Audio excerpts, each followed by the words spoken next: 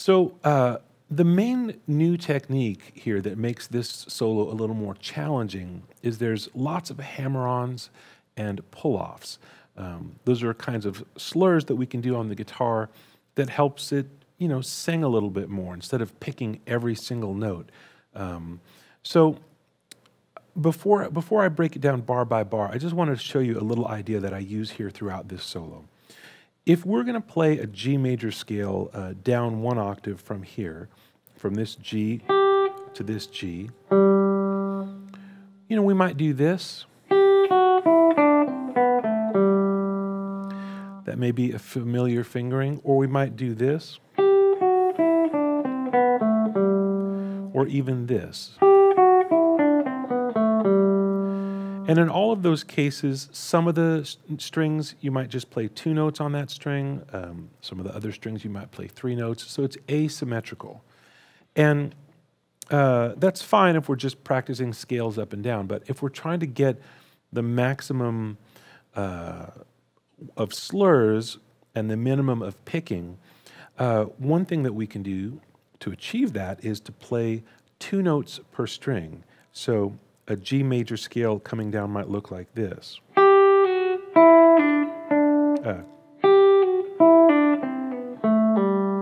Going up might look like this. That means half of the time we're slurring. That's a pull off. This is a hammer on. So watch for that as we go along here. You'll see that idea come up throughout this solo. So in measure 1, we're just, that sounds like, I'll play the first 4 bars as one phrase, because it really is one phrase. A 1, 2, 3, 4.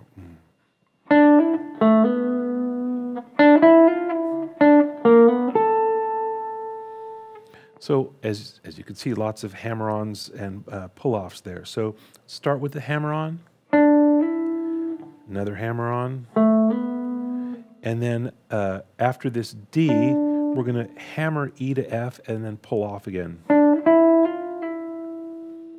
Then the D here is picked, and then this is a hammer from A sharp to B. And then the second phrase on the C7, similar idea. We just changed a couple of the notes so that it sits over the C7 chord. So that's going to be like this: 2, 3, 4, 1, 2.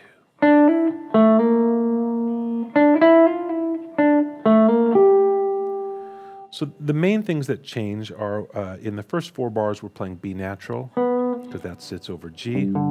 In the second 4 bars we're playing B flat, because that's going to sit over the C7. But the technique is very much the same. Hammer from D to E, hammer A to B flat, pick D, then hammer and pull E, F, E. D you pick, hammer A to B flat, and pick that high G. The next phrase is like this. I'll start with the pickup into bar 8. 2, 3, 4. So there's a hammer here from G sharp to A. Hammer from B to C here. And now this next little cascade is exactly the thing I was talking about at the top of this here. So note-wise, we're just doing this. But we're going to do 2 notes per string after the first note. So we pick this, and then that's B, and then G, A, F sharp, E, D, C is here. Excuse me, so that's all that kind of movement. And specifically, those slurs are happening across the beat. So it's 1 and 2 and 3 and 4 and 1. That really helps it sing, and we're getting away from pick, pick, pick, pick, pick all of the time. It should not sound like tap dancing. This is a course on lyrical soloing, not tap dance soloing. And then the last 4 bars of this section, a couple of different kinds of moves. We're playing over C7, and we've got this hammer on G up to B flat. So 2, 3, 4, and then the next line starting on the F sharp, 2, 3, 4, and then. So here's that whole 4-bar phrase. This is bars 13, 14, 15, 16. 2, 3, 4.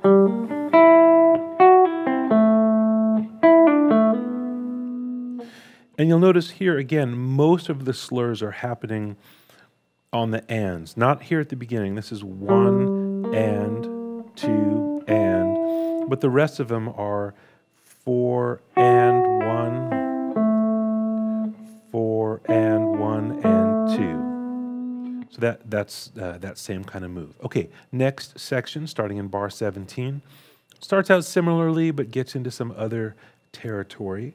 So 1, 2, 3, 4, 1, 2.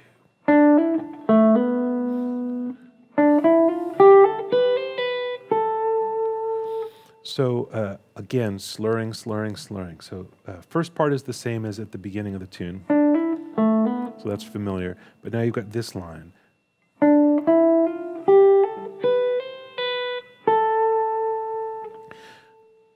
I've been talking about the left hand a lot here because that's where a lot of the action is happening with the hammers and pulls. But I want to mention with the right hand, do your best to mute strings that you're not intending to sound, because over here we're trying to keep the guitar as lively as possible, hammering and pulling and just keeping things ringing and ringing, but we don't want to unintentionally be playing open strings or unintended strings. So I'm trying to control that by using my palm here, or sometimes using my fingers to just silence the strings that we don't want to ring. Okay, this is the next phrase on the C7. 2, 3, 4, 1, 2.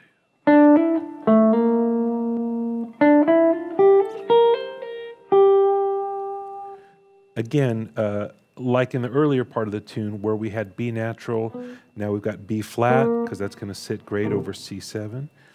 And the slur line is this, 2, 3, 1, 2, 3. And you can see that I'm muting here, just like I said. So I'm holding down the lower strings with the palm here. And this is really hard to see, but when I get to this G here on the and of beat 1, I'm actually muting partially with my left hand. If you can see here, the side of my index finger is touching the G string, so that when I hit this note on the B string, you're not going to have this other string ringing out. So muting in both hands to keep it contained. So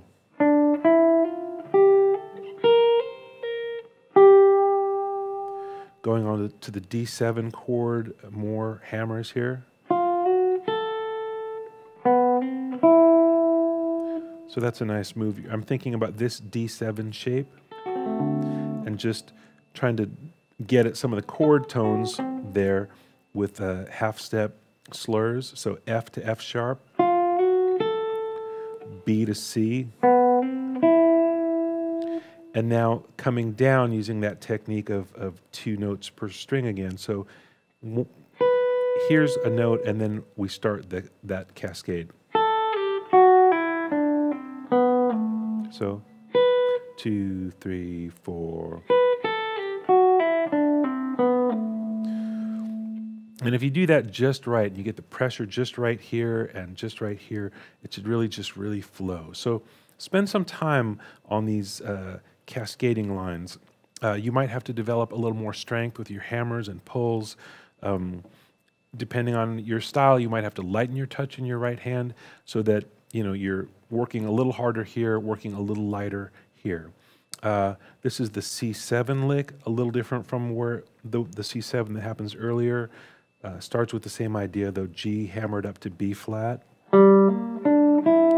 Then A sharp excuse me, G sharp up to A. So that D7, again, thinking about this shape and using hammers to get into the chord tones. So half step, G sharp to A. So these are the chord tones here of D7. And I'm half step, then whole step. And then another cascading line. So that's all the way down the scale. Yeah. Okay, here's the B section, the bridge. 2, 3, 4. It's almost like something John Scofield might play with all of this greasy slurring stuff going on. Scofield tends to play more outside kind of harmonies. Here we just have G to B7. So there's not a lot of chromaticism or tension, but the technique is very Scofieldian. I just made that up. So here it is one more time. 2, 3, 4. And then here's the C lick. 2, 3, 4. The tricky part about that, I think, is this shift in the middle of it. So that's all in 5th position. And then I jump, while this is here, I'm thinking to get here because that's where I want to be to set this. I guess you could go, let's see. Yeah, I don't know. For my hand, this feels the most natural way to get the slurs where I want them. And my hands like it so much, I do exactly the same move on the A7. I just go down 3 frets.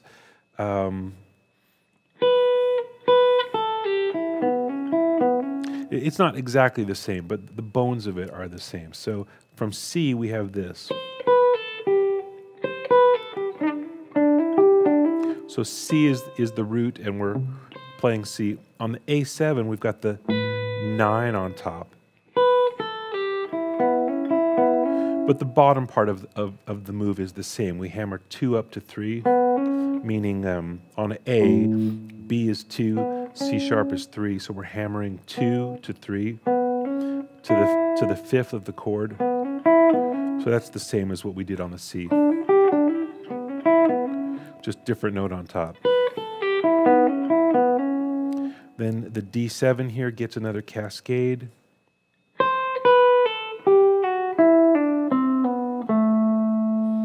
Right?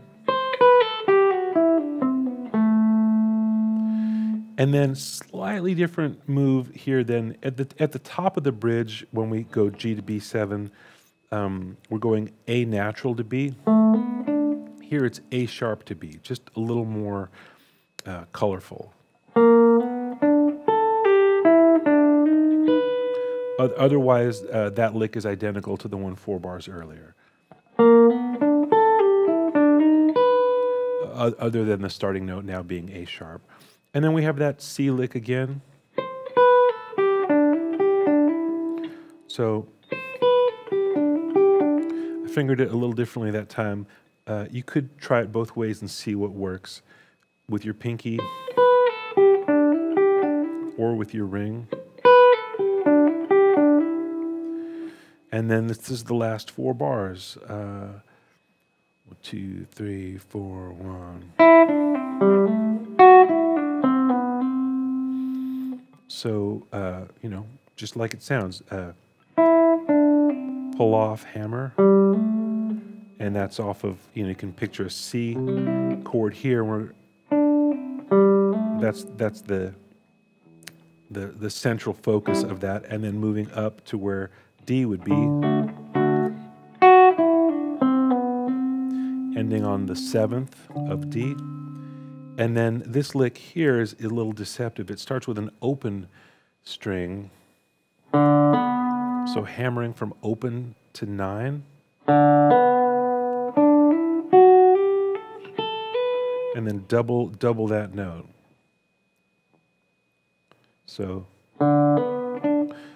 3, 4, 1. So when I say double that note, I mean the A happens twice. It's part of this, and then it's also part of this.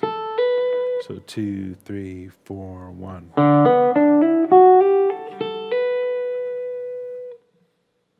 Yeah, and that's the solo. That's 3 more.